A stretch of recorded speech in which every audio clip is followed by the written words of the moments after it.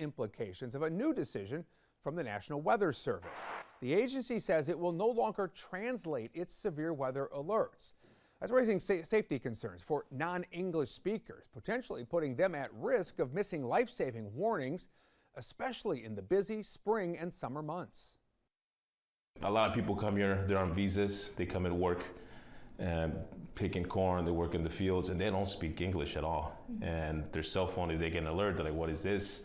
And if it's not in Spanish, sometimes people don't understand the severity of the situation. Now, the reason for stopping the translated alerts comes down to a lapsed contract agreement with the agency's provider, which translated alerts into Spanish, Chinese, Vietnamese, French, and Samoan. The change is expected to impact about 88 million people. There's certain pools of areas that have large populations of non-English speaking people. I do have a lot of friends that only speak Spanish. Their life can be in jeopardy.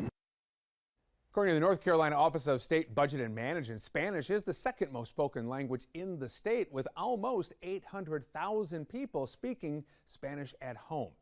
Advocates for North Carolina farm workers say with North Carolina being a big state for agriculture, the country should protect the farm workers and make their jobs safer and easier. And having those alerts in Spanish and those other languages can make a big difference.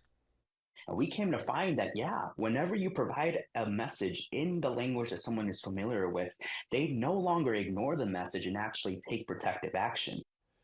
Meanwhile, a spokesperson for the National Weather Service says they could not provide any comment beyond the fact that the service will be paused. While we don't know what will happen next, emergency management officials recommend using a third-party app to translate the alerts yourself. You can copy them into systems like Google Translate.